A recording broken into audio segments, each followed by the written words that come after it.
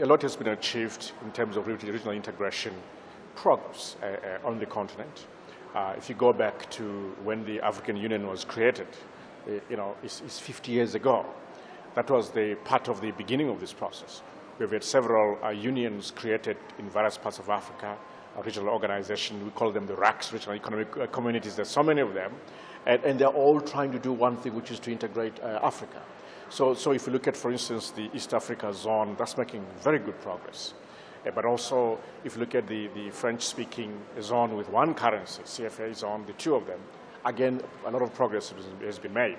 You look at Southern Africa with the RAN monetary area and the customs union, again, progress has been made. Of course, more needs to be done, and the constraints are there, for instance, such as the weak manufacturing bases in Africa, which constrain intra-Africa trade in value-added goods and services. Work needs to be done here, but a lot, again, has been achieved. There's a long, long road ahead. It's an imperative.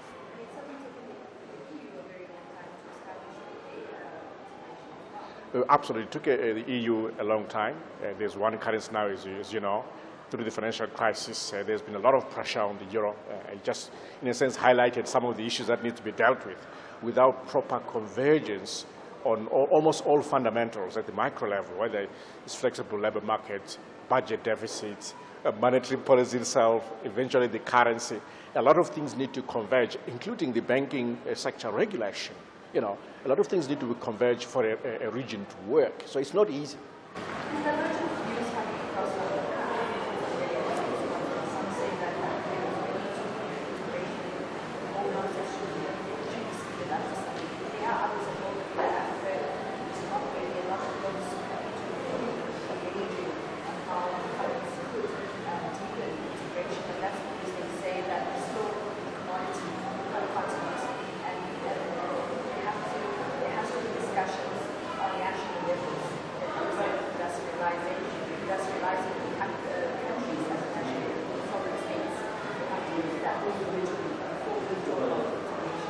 Yeah, absolutely. But what we're finding is that countries that have made progress in industrializing internally have also made progress in terms of regional integration.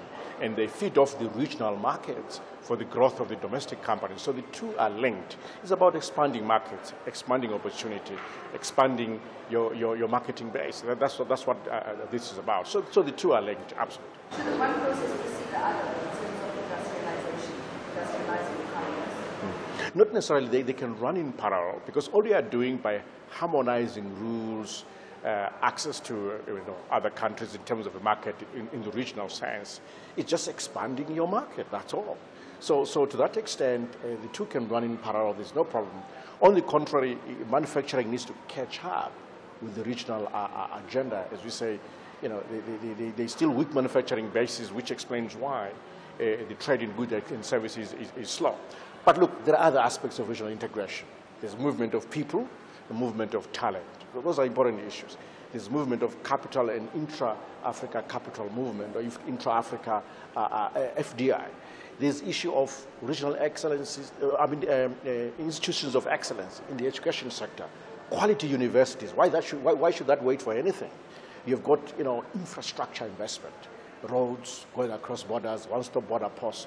All of these things are moving parts and pillars of regional integration. They should all happen almost together, although we never have enough money for these things, but we should try.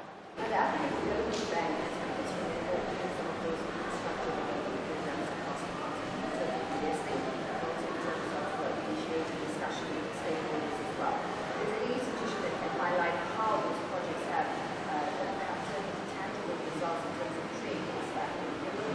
Absolutely. We as a bank have as one of our pillars in terms of our 10-year strategy, regional integration. Integration that connects countries, connects geographic areas, connecting people, allowing people to move, reducing the cost of doing business and economic activity. That's what we're pushing for. And if you look at one instrument, which is infrastructure investment, which is an enabler, by the way, we're doing a lot of that, whether it's roads, rail, electricity distribution, production and generation, supporting the ports and so forth, supporting regional institutions of excellence. We're doing all of that, including regional governance institutions, which try to bring peace and integrate Africa better politically, but make sure that we create a stable political environment for economic activity to take place. We're doing all of that. So this is what we do.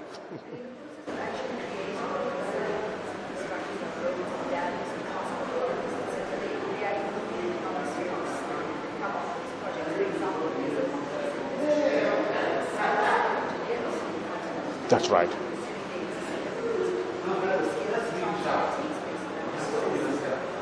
Absolutely. I think we should really looking at vocational education at a regional level. There's no reason why centers of excellence cannot be created in a region such as Southern Africa, where we are here, where professionals within the region can come and train, and then those skills are recognized within the region so people can move around. This is what I call movement of talent. Exactly. But of course, if there's a shortage of stock of engineers in the first place, then we never have enough. We just train some more.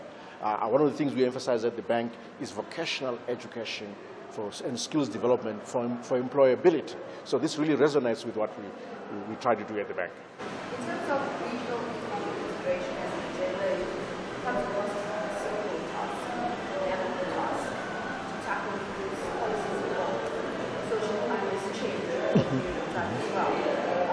What new issues have come up during this round of discussions around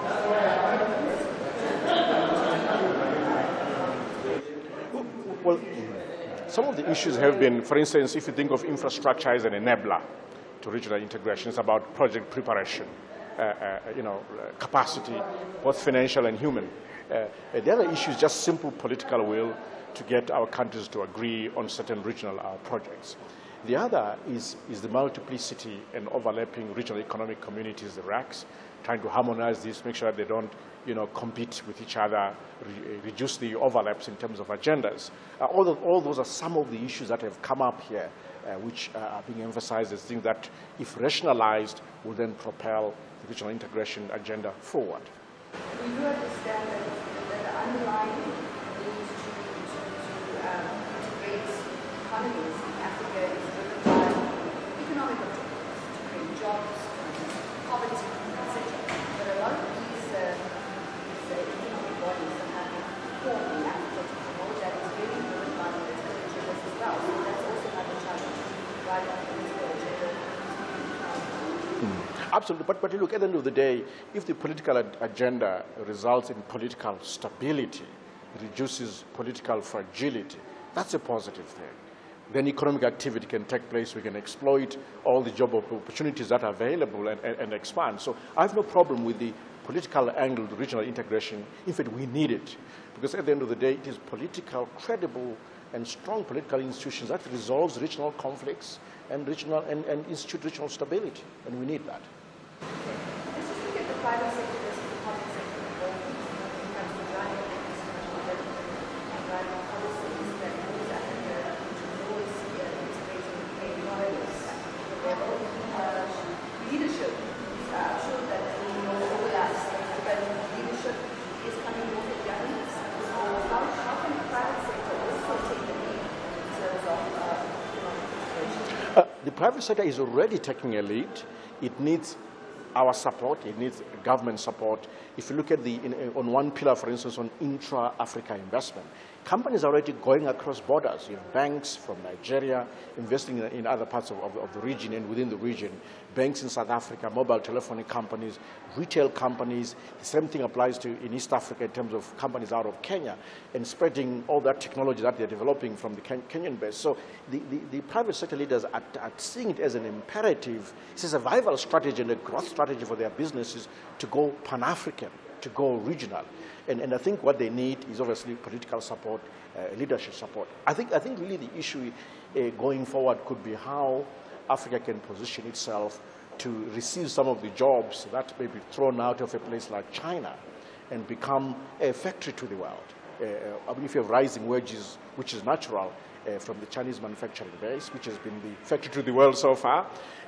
Those jobs have moved to Vietnam and other places. Wages eventually will rise in those areas. So the question is, can Africa then position itself to receive those jobs through joint ventures, through upskilling the skills in Africa itself, to make sure that those 85 million jobs or so can be here on the African continent. Those are some of the private sector issues that need to emerge. Then Africa can really join global value chains, which is where it needs to be, certainly in the next 50 years going forward.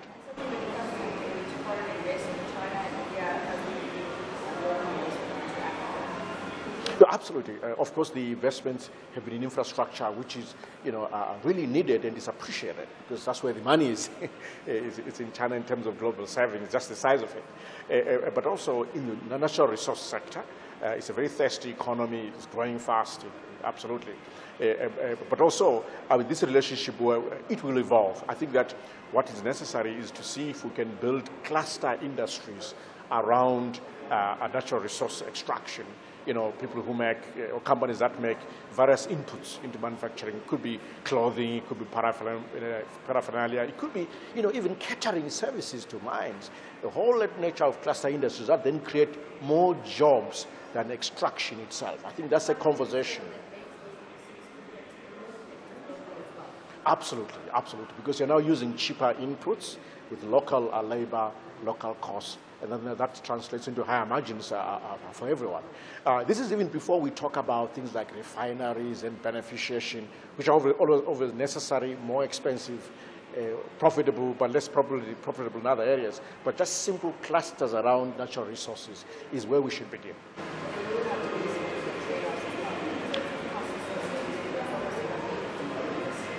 Absolutely. There are always winners and losers. There are always trade-offs. Absolutely.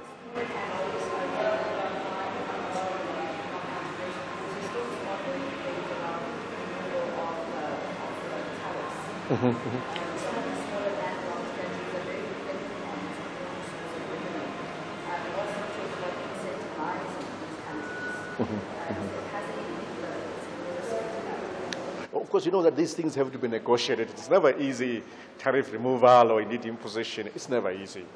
It's quite easy for countries to be protectionist or to reverse any of the openness that has been institutionalized. Absolutely. Everyone is looking inwards, becoming more nationalistic. It's just an imperative of the global economy right now. Yeah, exactly. So the African countries are not behaving any differently, frankly, by being more, nationalistic. But look, you know what? If removal of tariffs is followed by trade, is followed by investment that results in jobs, more revenue collection for the country that has received tariffs, surely that's a much better way to handle things. Certainly tariffs, they bring in their own inefficiencies. Which industries should you protect? What's the right tariff level? Is there science about that? All those kind of questions, policy questions are vexing. Yeah.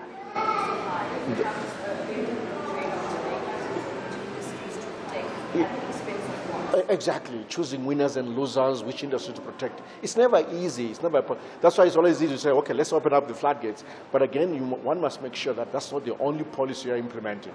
It's a package that involves attracting investment, other forms of deregulation that make sure that if the companies in that country can move to other parts of the region and they're accepted, they can expand their markets. It has to be a holistic package. It can't just be about tariffs for it to work well.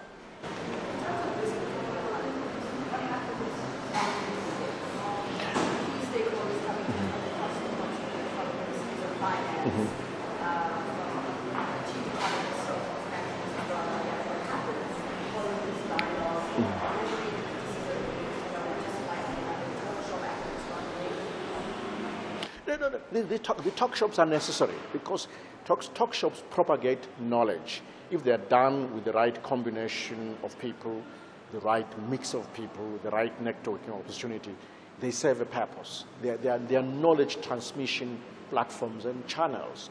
So that's a good thing in its own right. When you have quality researchers here who know Africa, who care about Africa, and want to see progress. There are also policymakers in the room who are listening carefully and trying to see what they could try, what's workable, or what are the vexing issues. And if it's one issue, even if it's one idea that they walk away with, to me that's still a major achievement. We'll issue a communique But also, it is the style of this type of conference to pick on different themes on different years. So this year is on regional integration. Next year, it will be on something else. There's one year when we looked at greening economies, and we know that African countries, a few of them have gone on to develop their own green strategies to green their own economies, including South Africa. So there are really spin-offs to these discussions in ways that we never imagined. And that's the whole point. That's the whole intention. What's on the other agenda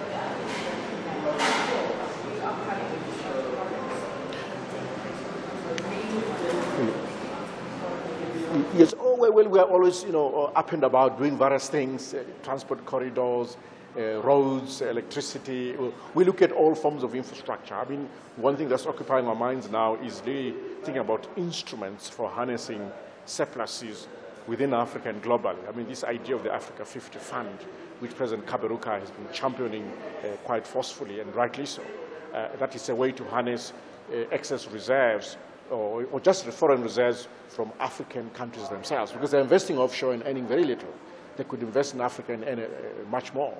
But also harnessing surpluses from the private sector, from the pension funds within Africa, but also globally from other investors, from sovereign funds abroad. So, and instruments for harnessing services, for closing this $50 billion annual infrastructure gap, $50 billion worth.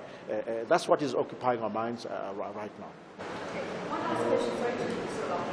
In terms of developing a common currency for Africa, could you just give us a sense of, from a macroeconomic perspective, the economic factors that has to be taken into account for the reality? Well, there are lessons to be learned from Europe. I think that's where we should take a leaf from. It takes a lot to create an environment where countries converge. You have to think about how the economies are managed, how structurally they are, have they been deregulated. You have to look at the labor markets, look at the nature of the regional banking institutions. Can they be regulated at a more regional level? Do central banks have a college or an association of regulation across borders? This is before you even get into the whole issue of then issuing one currency, which, by the way, when it works well, because it lowers the transaction cost, just makes it easy to move across borders. But there needs to be almost convergence everywhere for that to be viable. And that's what European experience is telling us. So I think there's lessons to be learned. It's not something that African countries should rush into if they're not already in a union. I mean, we have a few that already have a few currencies. We have the Rand monetary area. We have the CFA zones and so forth. Those are already in one currency zone. But those that are not, I think that they should take due care and make sure that when that happens, every step is taken into account to bring greater convergence. Otherwise, European experience could be a very nasty experience to go through. Exactly.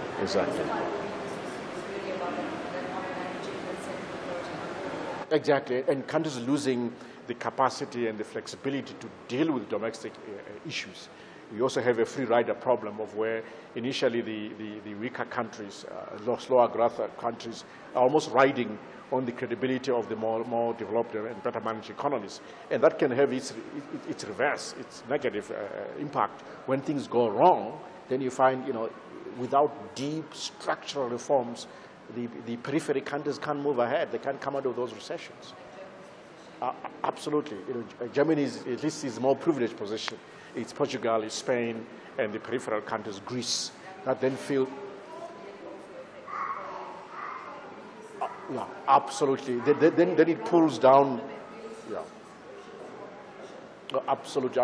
You're right. That at the end of the day, the countries are connected. They are linked. So even Germany is being affected by the slowdown in demand for German products within Europe. But of course, it's much more. Germany is also a big exporter globally.